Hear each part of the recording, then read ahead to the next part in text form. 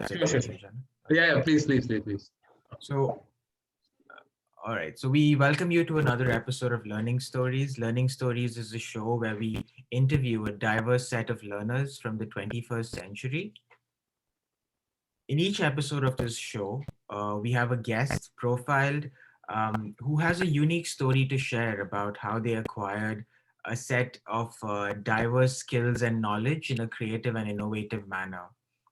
In the process, we hope to uncover a new definition of learning as narrated, conceptualized, and imagined by our speaker. Today's guest, Janak Rathod, is a photojournalist by profession, and he was born and brought up in the Middle East in Bahrain, and he finished his schooling there. He went to school to study. He finished a bachelor of.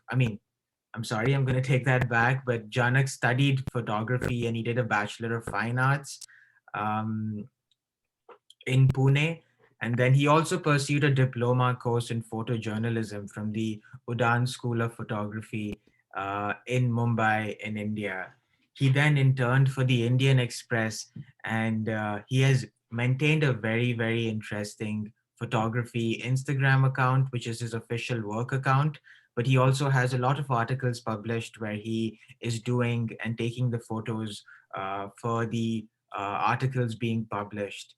And while preparing for this interview, I remember Janak telling me a little thing that he enjoys making observations about the world that eventually become photographs or notes in his journal. And that is something that I want to get into in this conversation, Janak. Just your thinking behind a photo, and how did you become the photojournalist and photographer that you are today? But just to get started, Janak, to give our viewers, I did tell them a little bit about where you were born and brought up, but what Yeah. was Janak like as a child? And, what were As some a, of the things you were interested in, and how did that become photography? all right. As a child, I think academically, I was all the way in until like sixth to seventh grade. I was like doing all great, and I knew nothing but getting the rank, which is not a double digit. Like I used to be in the top five or the top six, and I used to stay there, and the teachers were happy, so and so. But ambition wise, I was never sure. Like it was always changing. Like if I found the diagram of a heart very interesting, I thought I would be a doctor someday. I remember my childhood dreams, which are more interesting, perhaps, and I can recall them like very precisely. So it's a funny intake, or like when I think about it. So as a child, when I was in the school bus as a little kid, uh, I wanted to be a bus driver. Like that was like that made me feel happy because I saw my bus driver listening to all his favorite songs. And he used to play it like pretty loud, and take all of us, and used to have his meals when we were like coming back, to the bus to go back home. So I just thought to myself that this is pretty interesting, and maybe I'd be a bus driver someday. Uh, I looked at a mechanic in a garage one day when I was playing around the neighborhood, and I saw this guy drives good sports car, brings it to the garage, and works on it, and he gets to ride it around also. So I thought that maybe I'd be that someday, and so it kept going on to me wanting to become a teacher at some point when I saw my mother, giving tuition classes at home. But I thought that was very noble, and that was very nice to have people around and joke around and teach. And I also felt like becoming an accountant. But as I said, like things kept going on and on, from doctor to becoming whatever people like fill ideas into my little world. As I kept looking at people, like I kept changing the idea of what I wanted to be. At some point, I was very keen on becoming a doctor. Like I remember coming back to India for like summer vacations, and I used to like proudly say to everybody, I'm going to become a doctor someday. And they used to ask me like, what doctor? I used to say I want to be a brain surgeon. Mm. And and and funnily, I think by the eighth or the ninth grade, I, I think I broke that bubble of myself, which let me have more than one or two friends. Like, I started having more friends. So until the 6th or the 7th grade, I never had so many friends. I was by myself. You know, I used to never speak so much to so many people. I was not so social. I used to look at people from far. Mm. I used to adore friendships from far, and I used to never be able to, I didn't want to do something extra to be a part of them. I just thought if it happens someday, it happens, and so it did in the 8th or the 9th grade. And I'm thankful. Like, this is not the kind of story where I look, sadly on the past where I started making friends. But it was the most interesting phase of my life where I realized how much fun it can be. From somebody actually like trying to tell me that you can do something so much more apart from what you do, like sports. But what I precisely remember is a group of friends who encouraged me to be a part of their team to play this role of Puck, and it was a character in Shakespeare's one of the Shakespeare's plays, and we had to do it for the talent fest in Asian school, Mm-hmm. and that was very interesting for me because I knew I did a little bit here and there when I was in my own family circle and in my uh, in other environments but the school. But suddenly when it was school and I had to be a character and I had to perform in front of so many children and so many friends, uh, things got interesting. I was all into it, and I realized my stage fear started. Uh, you know, it maybe never existed, but like in front of the school, in front of the environment where I was always just studying, I started becoming like a bit more confident. And I realized hanging out is fun. I realized going to a pizza place with friends is more fun sometimes, and I learned ice skating with my friends. So these things started taking on my life so much more than my books at some point that um, I chose to find what do you say? Uh, it was a new spark in my life which I had to chase. Like I had to be all in. So it was all in for friendship then, Mm. and I guess. I was not doing bad academically, I would say, because I remember like it was just a couple of like I fell down a couple of ranks lower, but the teachers really felt very disappointed, in parent teacher meetings or in exam wise when I used to get my ranks, and I felt bad. Maybe my rank was not as much of a problem, but just people, the ones who always cheered me, they somehow just felt that I could do so much better, and I was getting distracted by my friends. And uh, I think maybe because such tight friendship came to me after such a long time, I was taken away. Mm. And so I remember like uh, at this point where I was left completely isolated from academics in a certain way. Like my interests had fallen down, and I was getting restless. And my friends, they knew what they were doing. Like they were all, their minds were set to do. Like they knew what they were going in for. So they did not uh, uh, face as much as I did. Probably, I would say maybe their stories are different, but it looked like I was the one who was the most troubled out of the so many. Uh, uh, so I had to channel my anger, my sadness, and my wanting to do something in some way or the other. And that is when I think my pictures and my wanting to photograph it. I was never a person who touched a camera, by the way. Like until the largest part of my childhood was just me not wanting to hold a camera when we were on vacations. It was always my father who used to, take a camera, photograph a lot, and he was a person of with the interest in cinema and theater and filming. And I think maybe knowingly unknowingly, his passion uh, has been Transferred like, onto you.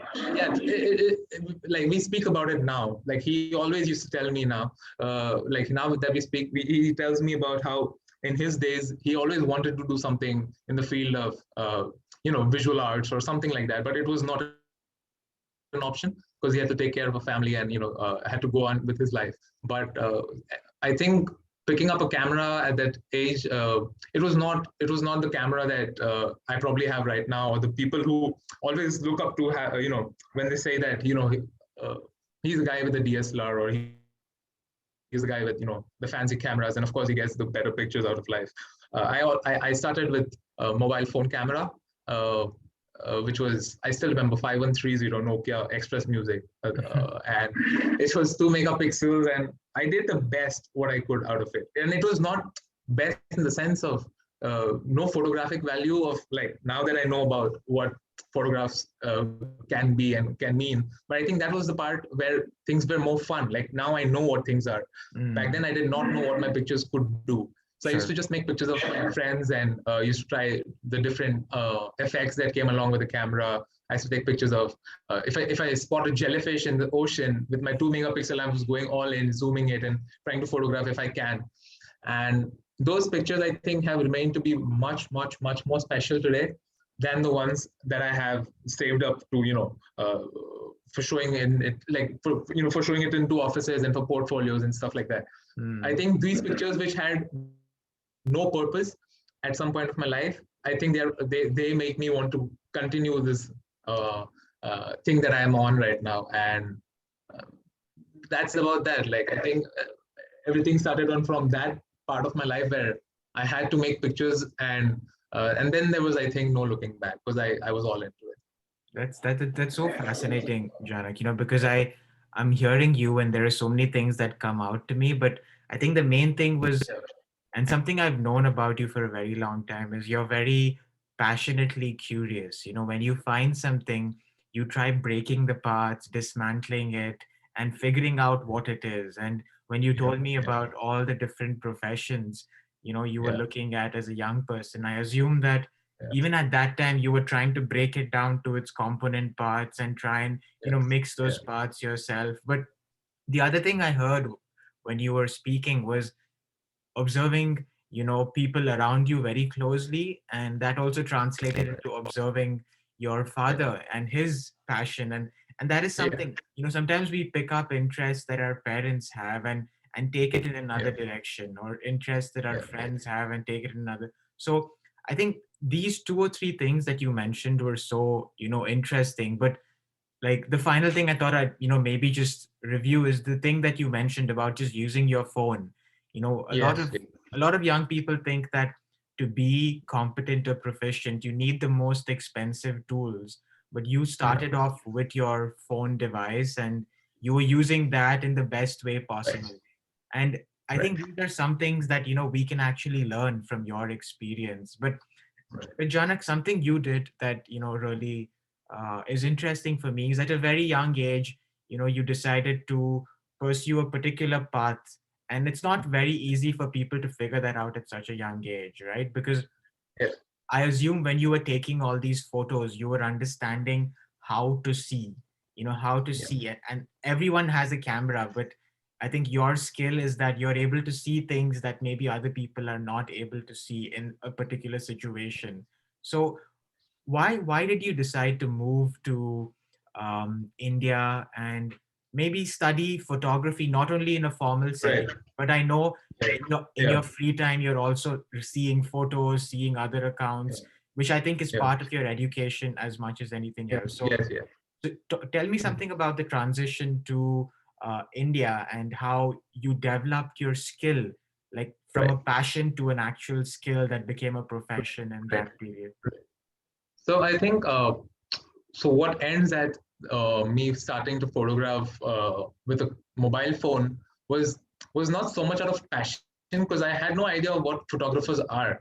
I had no idea of how costly the cameras that at the end of the day can be. And for me, it was the pure joy. I think that was so the the the part where I start photographing with a mobile phone is just the very beginning. So I think the phase is much longer where I came to India. So the phase of me starting out with a mobile phone camera and ending up uh, just doing it for pure joy.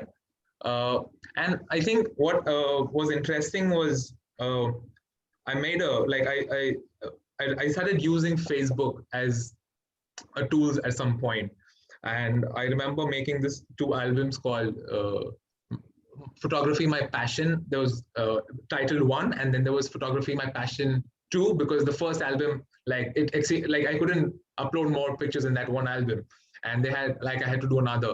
So I realized that if I made so many pictures that it exceeded a limit, like my pictures could not anymore like it couldn't fit into one album according to Facebook. I had to do another, and it was still about it was just about putting it out there, and friends telling you it's good stuff, and so and so. I was, instead of being inspired by the so-called known photographers back then, I did not do my research. I did not know where I'll end, because I knew that I had eighth, ninth, like I knew I had ninth, 10th, 11th, 12th on my way. Like I thought this was just fun, and I was doing that. And more and so, I think instead of looking at who the photographers are, I was looking at a few senior friends of mine in school. The ones who know who they are, they know it. I would not take names, because then there'll be so many people left out in the process.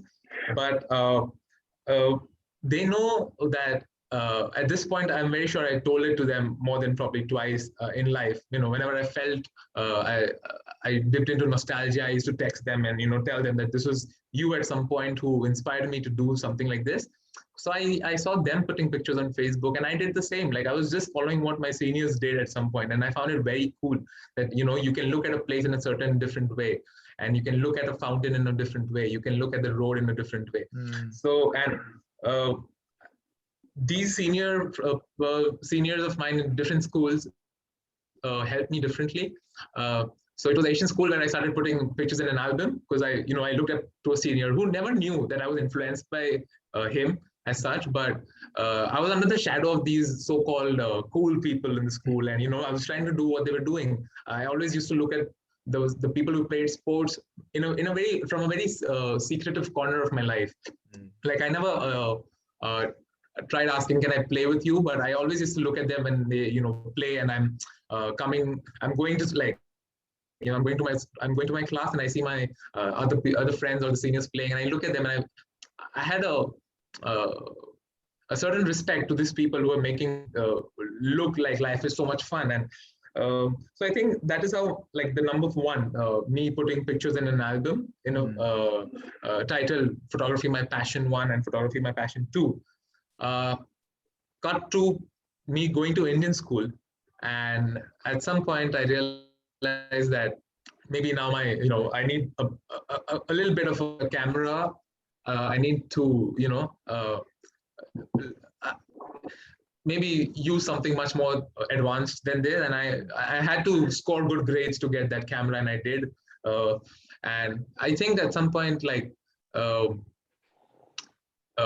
Indian school was like second school was much more supportive of my journey. No disregard to the previous school, because they made me what I am today. The friends around were the ones who pushed me to a certain extent to what I am today. But they were focused on my academics a lot more than something that I was trying to tell them out loud, that maybe try helping me out here. And Indian school was the place where I think this part of my life was celebrated. And there again, there was a senior friend of mine who I saw in the farewells when I was in 11th. So I had just 2 years in Indian school, and I'm happy that I was a part of the school. And in those 2 years, I had to, I had this burning rage to do something or the other. I had to, because I think it happens. It so happens to be that the people who come from Asian school, or any, I think it could be from any for any other people who have to shift schools. So when you leave one school and you join another, you want to do something. Because you're a new person, and you suddenly grown up, and now you have a little time to show who you are. And I saw this one fellow in his uniform trying photographing the farewell so well, and I was like mad happy to see this person, because I did not know him until then. I just went up straight up to him, and this was the time when I broke my barrier of trying to talk to somebody and trying to know what it could be.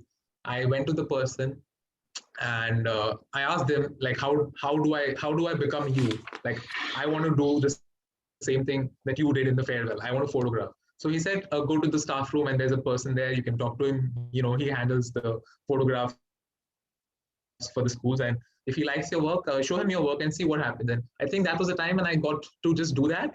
And things worked out so well that I remember taking a portfolio of like wildlife pictures and food photographs and portraits and close-ups and streets, etc., to just show that I'm capable. Like I want to do this. But he just saw like he just saw a couple of pictures and he's like, just get your camera from tomorrow to school whenever I ask you to, and you're good to go. So that was the turning point of my life where I was allowed to bring my camera to school whenever I was given the permission to do so. And the kind of joy that came along was very different, because now it was uh, very nice to know that I could,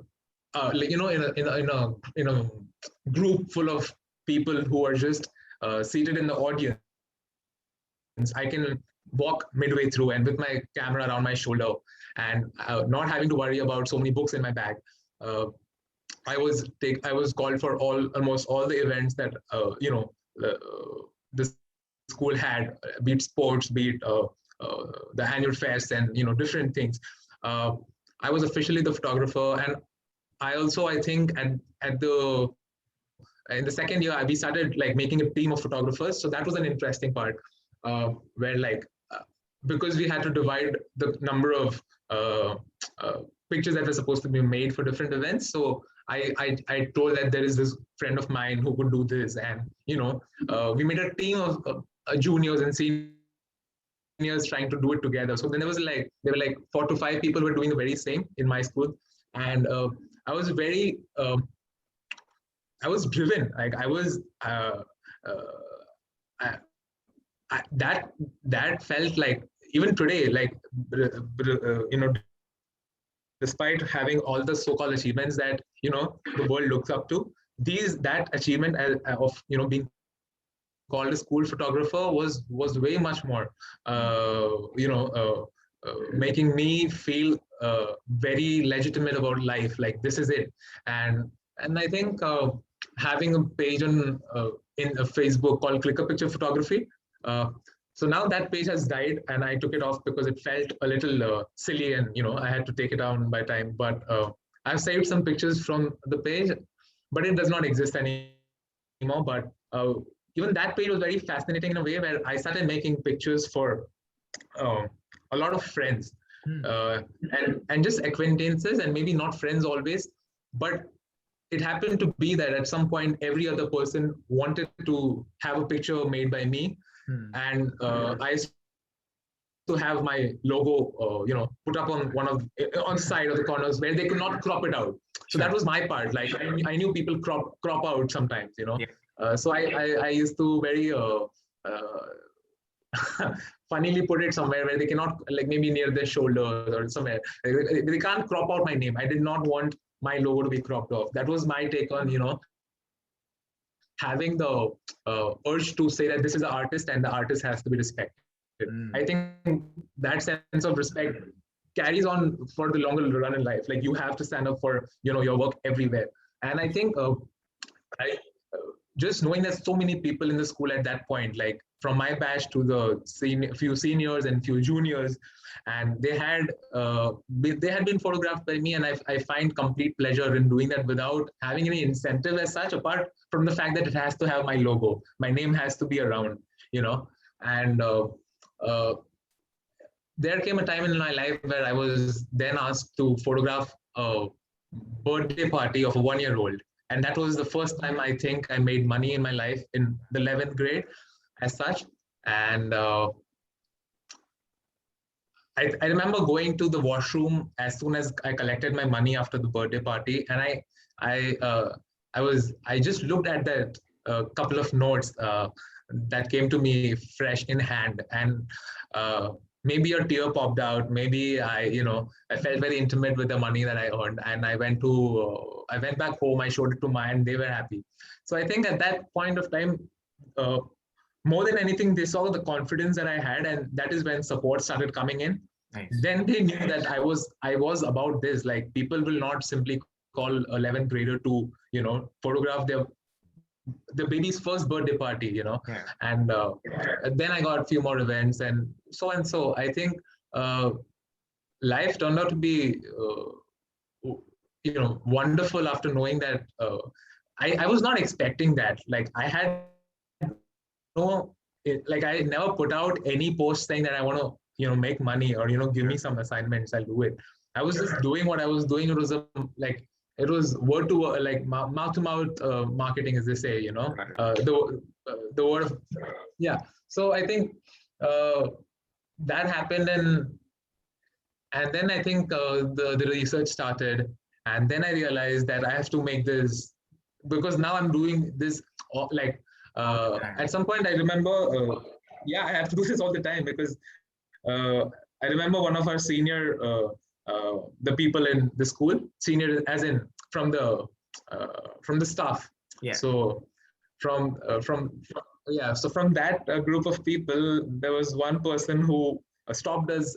So there was I was going to photograph a football match from inter school Yeah. competition, and it was the final or the semi final, and I was called as the photographer by the sports teacher. Hmm. So I had the permission of the professor, but this person had stopped the football team and me and asked us very point blank that, do you think this will give you a bread and butter in life? And I remember the football team got very angry, and they had, clenched fists. And we couldn't, I think our eyes spoke so much more than what we wanted to say. And in all our minds, we were saying, yes, we will, at some point. And I think all those instances only made me want to do this much more thoroughly. And I had to. I remember taking photographs of my professors, which got published in the newspapers then. So I think it was always I had no doubts. Like I knew I was going to do this, and then the research started, and I think I figured out that मुझे ये करना है. And as funny as it sounded, and as much as they supported me, my family, they tried to tell me, my friends told me that, try doing something as a backup, like, कि कुछ और कर लो, do something that might not make you feel that you've not made it with your photograph. So maybe you can drop down to this and continue with whatever you studied apart from photography. Yeah. So I had only one thing to tell, I have done this since my 8th or 9th grade now. Knowingly I've been into this. And if I stop this fire right now, if you tell me to do something that will promise me a very safe, secure future with a 9 to 11 job. And now today, back then, I was the kind of person, or maybe a couple of years ago, I was the kind of person who used to look at the 9 to 11 job as a very boring. It's a very cliche outlook towards people who work 9 to 11, but I feel that we all are in the same box. We Sure. all are working 9 to 11 one way or the other. Yeah. Maybe my work seems interesting from a cubicle point of view, where I get to be around and I get to visit different events in the city. But then the kind of work that comes along is probably 9 to 11. It's not in the box, but I'm on the streets, I'm taking a laptop, I'm trying to file pictures, and all of it comes down to 9 to 11 at the end of the day. Correct. But I think yeah. So back then, I think they tried to tell me that kuch aur kar lo, so that you. But I just knew that if I do study, which I will, uh, and if I know how much it will start rewarding me in life, then I will not have the urge to make the kind of pictures that I want to, because then it will be. Uh, I know that I'm getting paid apart from photography. It's a I know I'm second going to option, get, right? It's always yeah. So then it is going to be the camera which I'll take to the vacations that I'll make in between, and I'll go once in a week, as an enthusiastic photographer trying to see. I wanted this to be my identity. That was the point where I knew that if I choose to study something else, and knowing that I knew photography will pay me maybe not so much, and I knew that it could probably pay me so much more, but I did not want anything else to come in my way at that point of time. Like I knew if I do anything else, I will just drop down to doing that job very well, because why not exceed in that part of life? Because I have created a very stable future for me. true. So I think that was the point when I I knew that I had to do a photography course. And then we looked out at colleges and we figured out a few names. There was Light and Life Academy in Ooty, uh, but which looked like it was made for the people who are already professional enough to, further about, learn more about the craft. There was Symbiosis School of Photography, which offered a very good package. So this is the story where I was coming down to. So it offered a very good package where my parents will not feel disheartened at the fact that it's a degree. So it's a degree course. The whole idea was that it's everything. It's going to be photojournalism. It's going to be fashion. It's going to be fine art, there'll be fine art photography. There'll be architecture. Correct. All of it. You learn all of it, and it looked like a package deal. It looked like a deal which will give me a certificate, a document which will say, that he's got a degree at the end of the day. And more or less, I think now, as much as I know, and as artists, they themselves are aware that a paper will not talk about your art at any point. There is no office, there is no place which will really want to know how much and what you've studied as an artist. Your pictures will speak if they have to. So this has to be spoken about, but I feel, because otherwise I think it'll be half a story. Yeah. So Symbiosis was a beautiful place. The campus, the library that they offered, just the experience in general was a beautiful. I would not have been again today the person. I met a teacher who has changed my life today because I joined that college. So I cannot take away that from Symbiosis at any point. And but what it also did was it prioritized the commercial aspect of photography over the fine arts and over photojournalism and documentary. So it was not looked into so much. It was not given the importance. So at the end, when you start learning more in the course, they start telling you that if you do not do fashion, you'll not make the money. That was the equation. That was the mantra of, and I knew so many photographers from my batch who wanted to do otherwise, but had to, fall back to the idea of doing fashion. Got it. And I did not dislike fashion photography. I still enjoy making portraits of people. But if my liking was underlooked, if my calling was said to be the one which does not make money, it made me feel that this college, this course does not justify to what it tries to promise at the very start, because they cannot talk bad about the course when they're trying to get you in. Correct. And as soon as my teacher of photojournalism and documentary and fine arts, she happened to leave college, they did not get a professor or any teacher as such who could do the very same for the same subject. It was just somebody else filling in the shoes, sitting, and it felt wrong. And there was a whole discussion amongst a lot of batchmates saying that this is wrong, and we should either leave or we should talk about it. But nobody. I think there was one person who left college, and I think the second one or the third one was me. Yep. At that very point, because I realized I was enjoying so much at campus, much more than studying. I started not going to classes in the rebellious form of just me not wanting to accept that propaganda of prioritize the commercial aspect over my my calling. Yeah, and I think this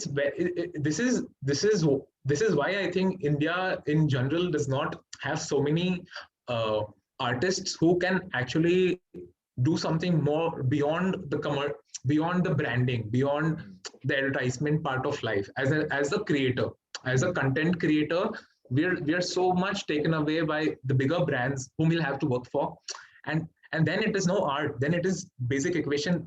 You have to please the client, and you cannot please yourself. If you do not please yourself, you're just an artist who knows the functionality of a camera, and you're going to do it in their way. And if it is their way, then what did you do this for? Like, why did you run so much for for nothing is what I felt. And I think I left college. I talked about this to Ma on phone. I was very emotional. I was crying, and I told Mama I can't do this anymore. I have, and she did not understand. And later, probably after a month or two, she realized that maybe I need to speak with her. She came down to India, and we spoke about it. And she knew that she saw me just by the appearance of how I had become. I did not look well. I looked very lost. I looked very confused. I looked shattered. Yes, I was enjoying my life, but I think that was not what college meant for me. Like I knew this was my peak time. I wanted to study, and I think that is the time when I joined Udan. And we looked at the college, and I think I got myself enrolled in that very first time when we went to to the college. And yeah, I think that is where I got more mentors who could really shape me very well in life, and further teach me so much more. Apart from pictures, what I learned so much from Udan was honesty, discipline, and time punctuality, and these things which did not easily come from the college before that. This college Right. made me work on my deadlines. This college made me run around. This So college gave it me a was a punishment. lot more professional in that A sense, right? lot more perfect. It was meant to create so photographers who will work on the field, Got it. who will dominate the ground of Mumbai with the pictures that they bring in, with the content that they bring in. So True. True. there was so much of exercise just by the fact, like the very exercise of um, our assignments got doubled up if we came late. If we made it late to class, we had to climb. So if we were late to class, we had to go back down, climb 5 stairs, and go back up. There were lots of things which taught us how to run for a picture, how to be very honest and not stage pictures, Mm. which later also helped us to figure out that uh, uh, you can easily set up something to make it look beautiful and Sure. create that. But as a photojournalist, you do not set up pictures. You do not ask a person to move. You do not change the setting at all. You shoot it the way you see it. And yeah, there I think from Udan, I think I got my basic training, and then the internship and so on. So That's, yeah. Janak, I can listen to you the whole day, Janak, because Yeah. I think, and, often we, and I'm just curious about your idea of discipline as well, right? Because now in Udan, what I notice is that you were more open to accepting the notion of discipline there because they were Yeah. disciplining you for a purpose. Because in a professional Yeah. setting, if you do come late, it Yeah. looks Yeah. unprofessional, right? But in a more formal setting, when Yes. they tell Yes. you to submit an assignment, it's a lot more frustrating in Yeah. that sense because you don't understand the Yeah. purpose of why they're disciplining you in the first place, right? But also like that's something we both have in common.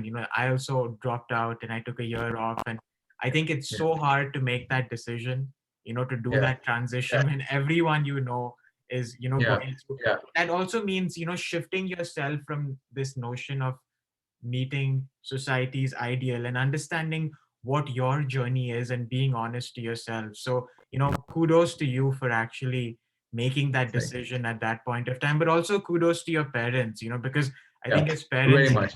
they Yeah. Yeah. I mean, they are scared, and it's just fascinating to see how they can still be supportive even though they're scared because they've probably seen you as a child and they know that Yeah. your well-being is more important than society's acceptance. And I think that was their thinking, your mom and your dad's Yes. thinking. And I know I remember in your personal account seeing a photo. I think your first photo is of you Yeah. holding a little award with your mom and dad at the Yes. side. So Yeah. I think I know you have a lot of respect for them as well. So I think we underestimate the role of our parents, but if you have supportive parents that love you, there's nothing better Completely. in terms of career support. But Janak, I feel like I want to jump into your photos. So what I'm going to do now, Right. Janak and me had a conversation about his work, and uh, he shared a couple of photos with me. I mean, just to put it out there, I think Janak has over thousands and thousands. I don't know. Is there a number about how many photos you've clicked until now, Janak? 1,000 is a small. It's a small count. I think Yeah. I may. Yeah, it's beyond. It's And beyond the again, count. The count numbers. goes on. I mean, numbers don't matter, Numbers but for me. I think every photo that Janak shared with me has a story. So I think before we go ahead and hear Janak's thoughts on these photos, let me just take you through a couple of these photos. So let's go here. And Janak, just let me know if you can see my screen. All right. Yeah, I can. Yeah. You can? Perfect. So here is one photo that Yes. Yes. Janak took. And again, what I'll do is I'll run through all the photos, Janak, and then we can come back to the double Right. screen and have a discussion Yes. on Yes. it. Fine. Fine. So Yes. Yes. here is one. And again, I don't want to talk too much about the photo because I feel photos speak for themselves. And this is another one that Janak took.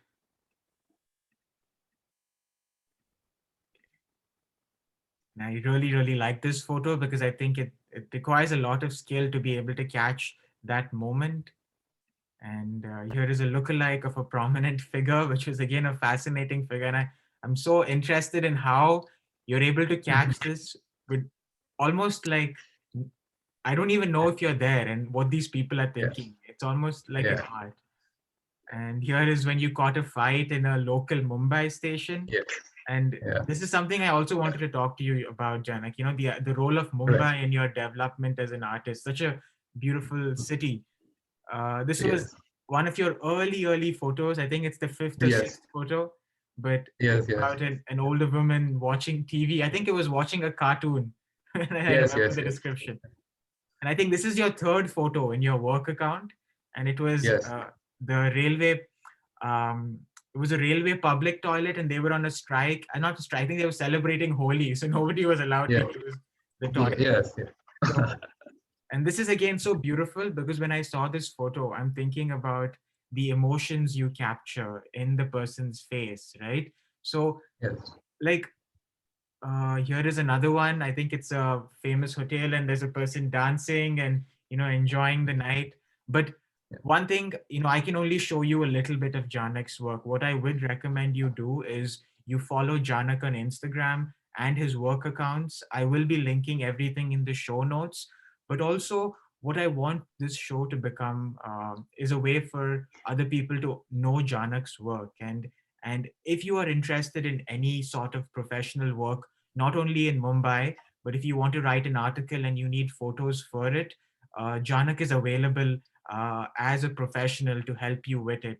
I will also link an article about that Janak, where Janak was doing a collaboration with a German magazine, and they were reporting about water usage and consumption in the city of Mumbai, and it was done really professionally. So all of Janak's work will be linked in the show notes.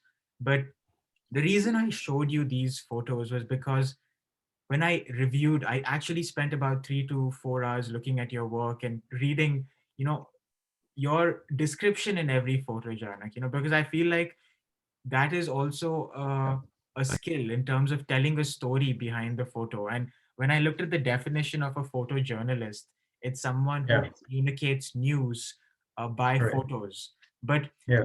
in your photos, I see emotions, I see Right. color, I see context, I Yeah. see good writing, and Right. I see somebody that is very conscious about um, being respectful of the moment, but also capturing and documenting the moment. So, Janak, in your photo, because I know right after Udan, you also interned for Indian Express, which was a very, big like opportunity, and it's not easy to get Yes. that Yes. internship. I think it's one of the biggest papers in a country like India, which has over 1 billion people. So, and I did see the photos you published for that magazine too. But how did you, you know, through school, through work, develop this ability to catch emotions, to catch color, to catch stories? And, to rephrase my question better is, how do you think a photojournalist or a photographer learns to see and capture what is essential? And Right. that makes you different. So, how do you think that happened for you? And maybe you can tell us a few stories about photos that really changed you individually. Right. I think uh, as a photojournalist, you're trained to uh, be like so I remember one brief statement my sir told us about. You keep that in mind, and you figure out what's your job as a photographer. So he says that you've got to be a fly on the wall when you're trying to document these stories. So you have to be visible, but you have to be very quick to move around. You have to look like you exist, but you don't. You have to be very unseen in these moments. Otherwise you break the whole connection with the viewer who looks at your picture. Sure. So second thing, I think what I would rather say helped us is visiting a lot of different places in a very short period of time. Let's say like the contrast that develops from the different environments that keep changing as a photojournalist. Mm. So I could be getting a assignment call uh, at the Taj Hotel, let's say 11 o'clock in the morning. I have to attend a conference of the business type, tycoons, and I have to photograph their party later on, and I have to photograph their meeting, and I have to photograph the prominent politicians who come around. And then suddenly you're sent to photograph a fire in a chawl, and you rush to, seeing that later in the afternoon. You have to take, so you have to leave Taj Hotel when the call comes. You made your pictures, you have to file them, and then you're on your way to see a fire, and you have to see people struggle to make their way out. You have to see if there is casualties. You have to know that happening.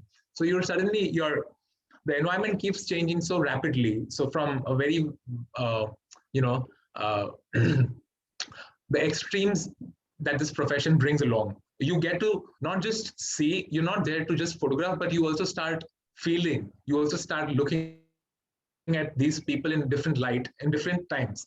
You look at the chawl when it is on fire, but you also look at it when it is uh, uh, you know uh, celebrating Holi, or when you see a small room having 20, 30 small children being taught by one tuition teacher. You look at the friendships that exist in chawl, you look at the parties that exist in Taj. So I think uh, uh, this mix that keeps happening. Suddenly you're into a zoo in Baikla. Suddenly you have to go to photograph something as silly as the CCTV cameras that are around the city. Then there was an assignment which was nothing but just photographing the CCTV cameras in Bombay. That was my brief. I had to for Indian Express, I had to look around for CCTV cameras in the city for 3 hours and come back to office. This was perhaps the most boring assignment to say, if anybody would be doing something like that. But I took it with full pride, and I was out, in daylight, photographing, finding different CCTV cameras at different locations, and I think the print that comes out to be in the next day was nothing but like as small as a small, very square, small. This is what it was at the end of the day. Got it. But you do that. I got the byline. We work for the byline. We work for, at the end, the picture says it's a photograph by Janak, Rathod.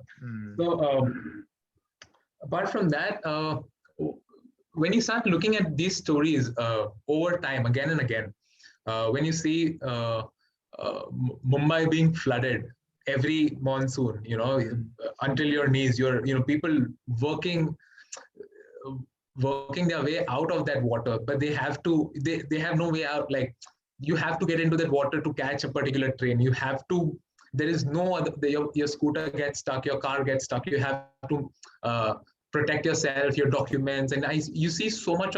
So there's like, the city becomes a complex creature. You have to understand it by time. You see little children consuming tobacco, like very little children in far off regions. I think I made a picture of that as well in my early days. And you read about it, you watch films about it, and it does not shock you as much. But when you see it in person, very close to your eye, it changes a little bit of a person in you. When you see how do I tell you? Like, So I think you see the pain and the suffering, but you also see the happiness and the joys, right? And everything. It's like a mixture. It's uh, there's no point at which you feel just one thing throughout the day. These Right. assignments that keep coming throughout, maybe probably 3 to 4, it will take you through 4 different kind of environments, 4 different kind of people, and you come back Mm. to sleep and you have you retake everything that happened in your day, and you have a very different version of the city altogether. Again, it changes by the morning. Again, it changes the very Right. next day. So uh, I think the more you see, uh, as you said, how do I photograph emotions and how do I look at color? After a point, it's just what you find interesting in a particular given scenario. Yeah. People are everywhere. So Yeah. what was told to us in classes was, if you see a bunch of photographers aiming their lenses at one particular moment, do not go for that. It's done. So try to look for something from a different angle. Try to seek for something that is not given the kind of attention Got it. that so there is always a bunch of photographers piled up to see something that's happening, Got always it. in any given scenario. But you have to break. If you want to make your picture stand, if you want your picture to be different, you have to not go where the crowd of photographers are. You have to be away from them. That is when you see something new. Otherwise, what happens to be is, most of the pictures that come out, regarding the reportage of news, there's always a very common subject. There's always a very common action that is photographed by 4 to 5 people in 4 to 5 in a different angle, more or Mm. so. But there's a repetition of visuals that come to you through these photographs. So if you want to break that, if you want to have your own identity in these pictures, you have to search for something that people are not, are not looking at. So that is, Sure. yeah.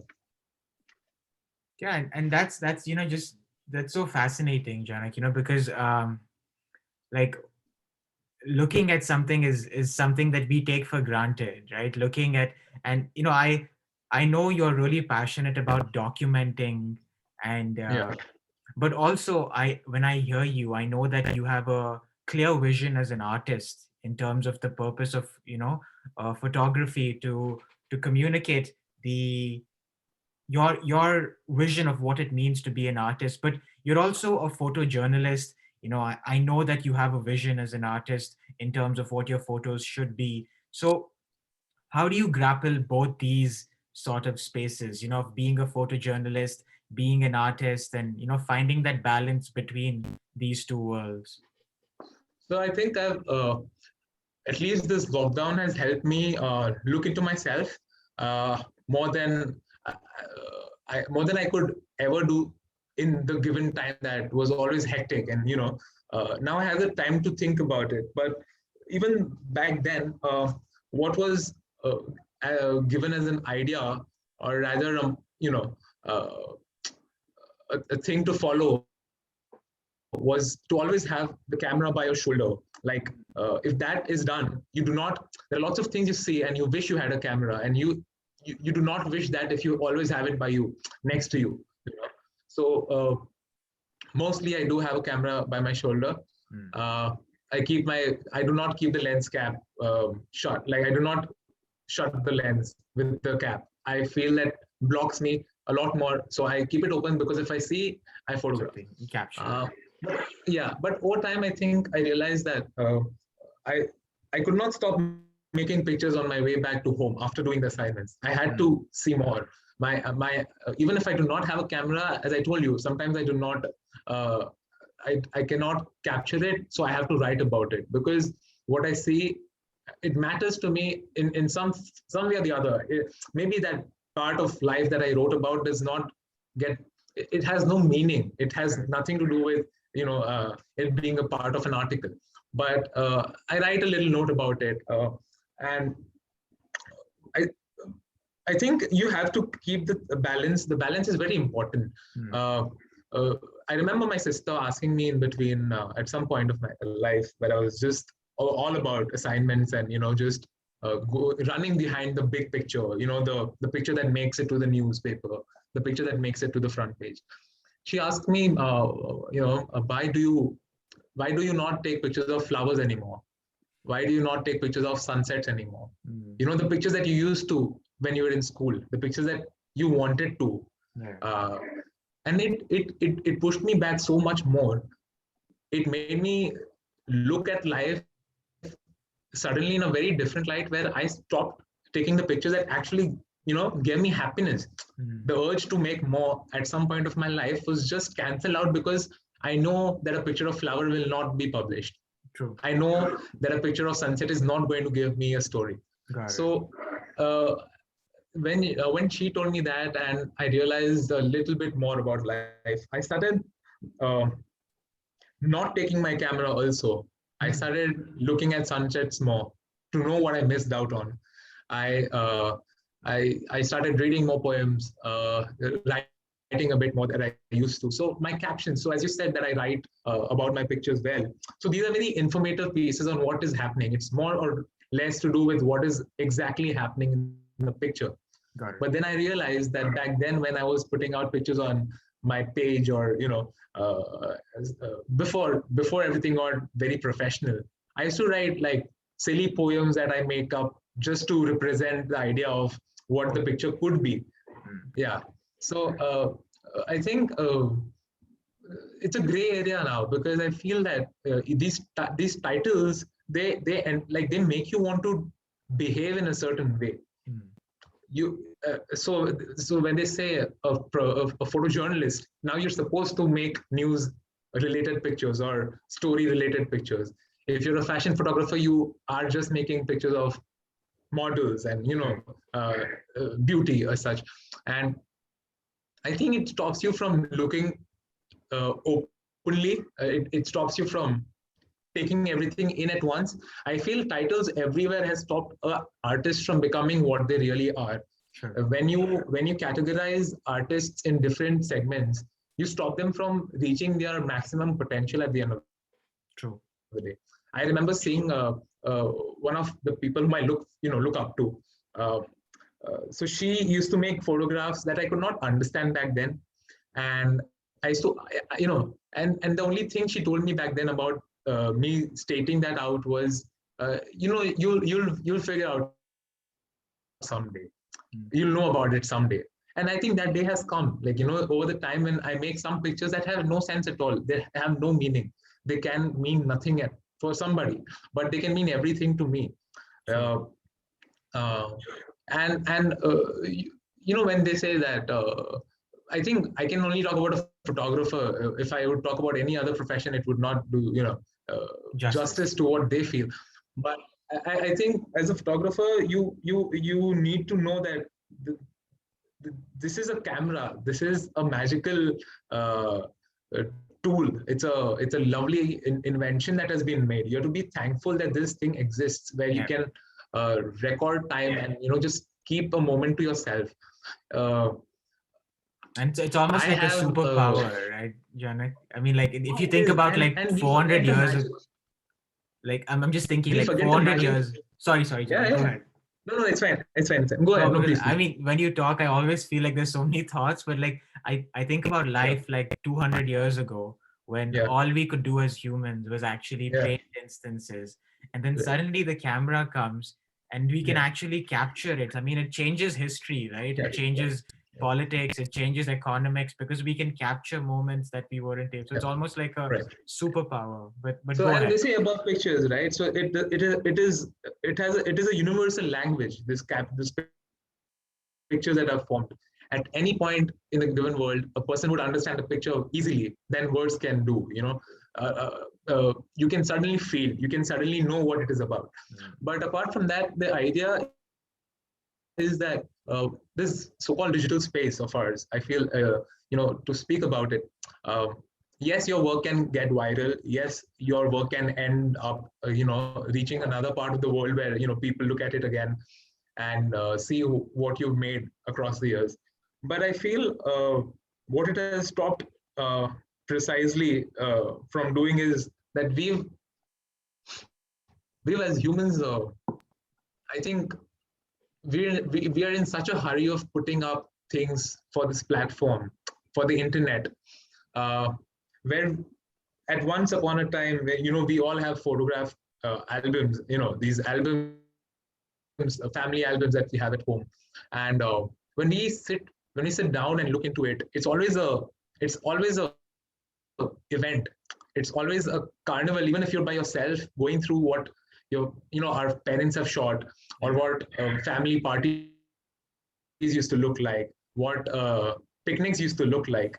Those pictures were not made for the Instagram.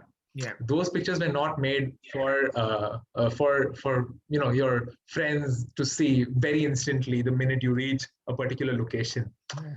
I think this rush that has come along with the internet is as beautiful, but is as problematic too, because we have forgotten to enjoy pictures and the idea of coming together to see what existed a Mm, few days ago.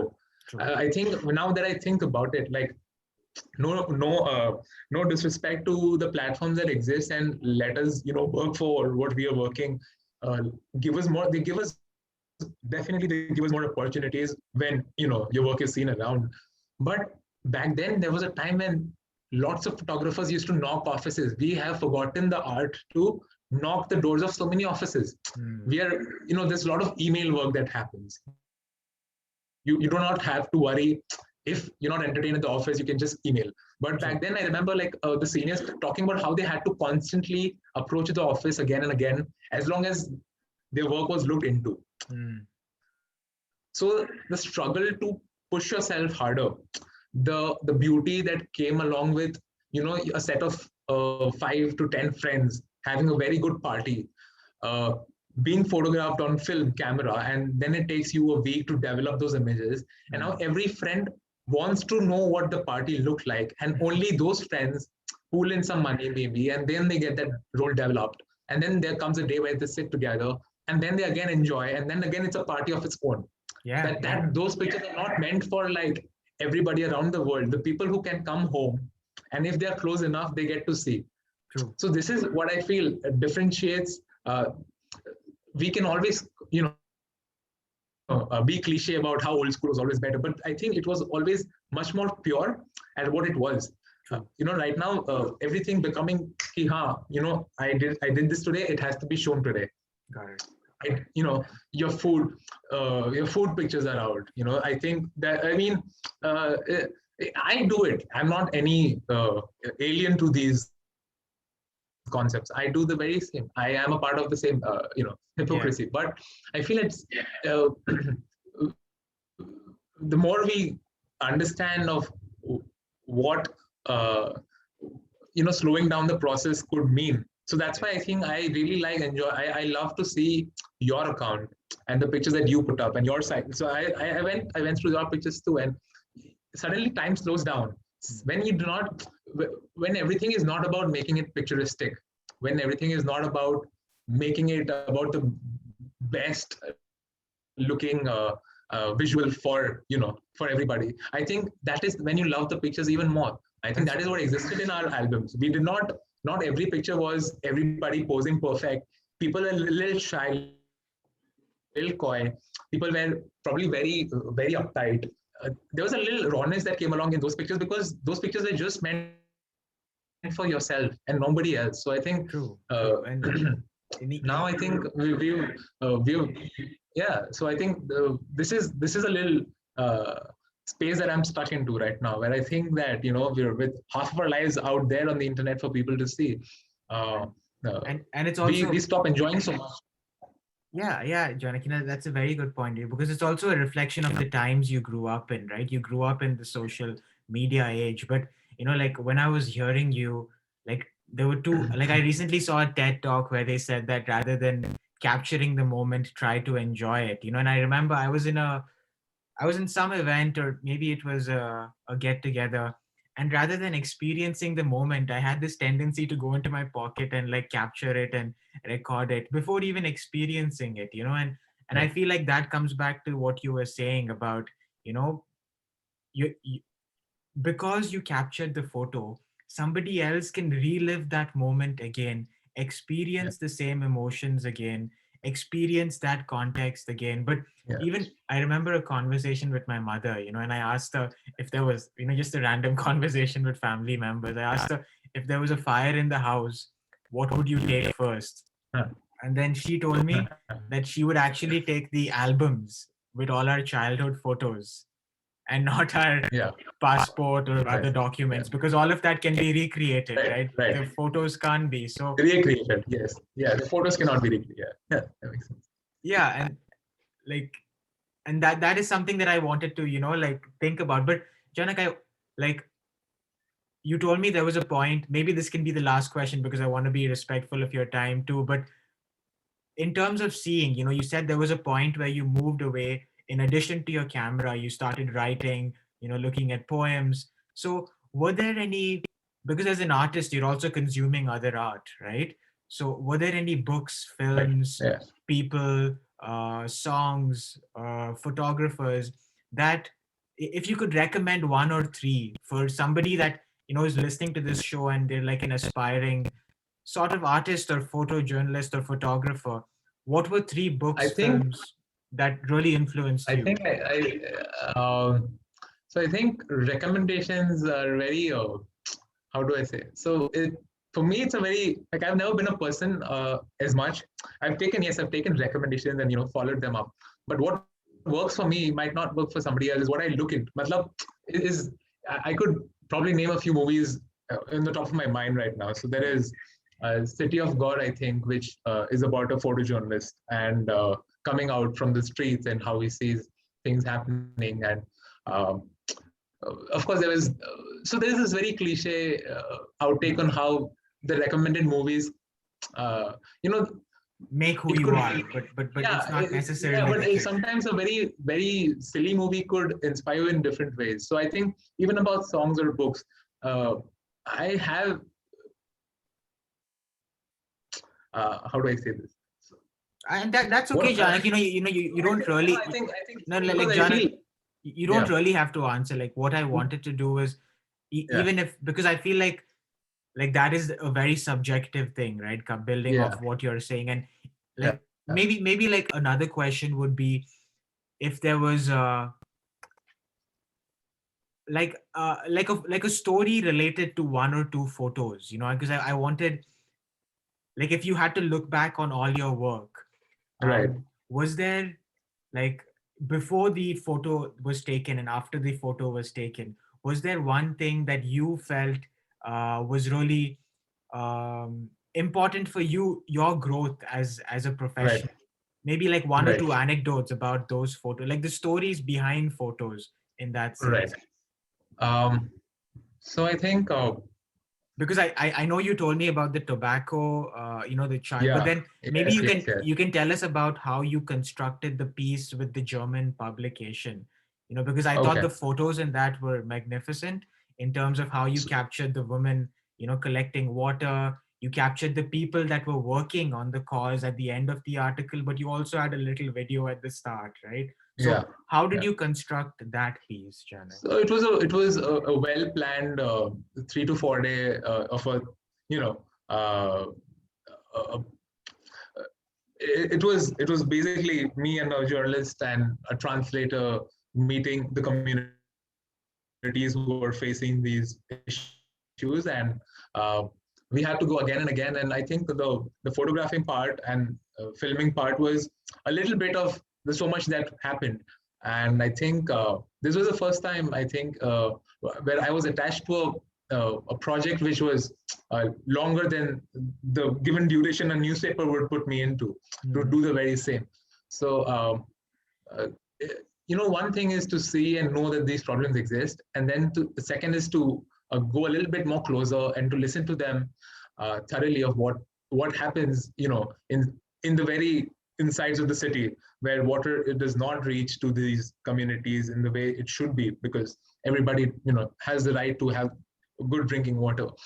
And you understand that it is out of understand.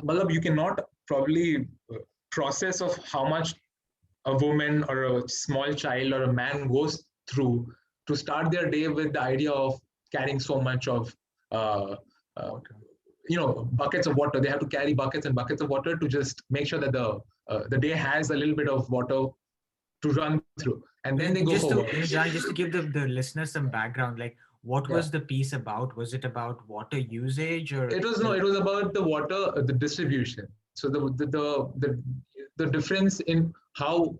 uh, one part of the city has excess amount of water, and they happen to just use it as they like, and then there is a part of the city where they have water to be taken far off from places where they have one taps or two, and they have to stand in queues. Sometimes they have to sometimes filter the water that they take.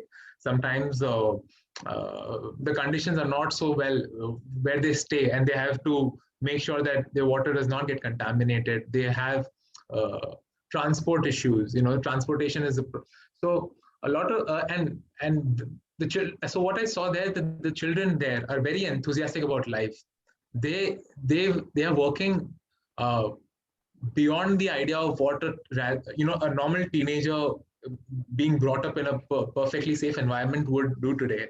They studying, they take up a job or probably one more job to get out of that very environment that they have been put into.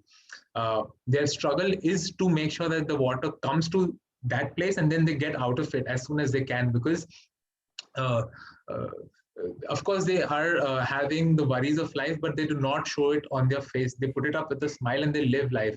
uh, they talk about carrying water on their shoulders in the morning as early as 4:35 or 5:36, and then doing their job and then their education. As normal as it could sound for them, it was probably it worried me to a point where, so I think this is where the line falls, where you uh, when you see these people, these stories, and you come closer to them, and now you know that you might not be able to meet them again sometime. After the project gets done, maybe you're busy with something else, but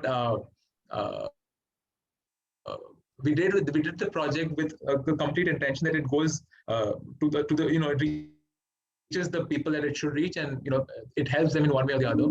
But I think more than anything, these pictures are made so that change happens. These pictures are made so that history books have a little bit of an idea of what the earlier time used to look like.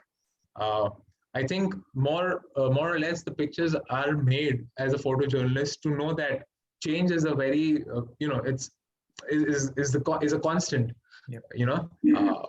Change keeps happening, and today there are taxis on road, you know, uh, driving by normally as they look like, but ek time pe ghoda gaadi thi. So to just know the very idea that there was uh, horse carts and bullock carts in the city of Bombay as the mode of transport, and now that you don't see that so frequently, they look beautiful in pictures as archives. So today, if I can make hundreds and hundreds of pictures of cars in the road, and they can look very normal to us because it's the given time today.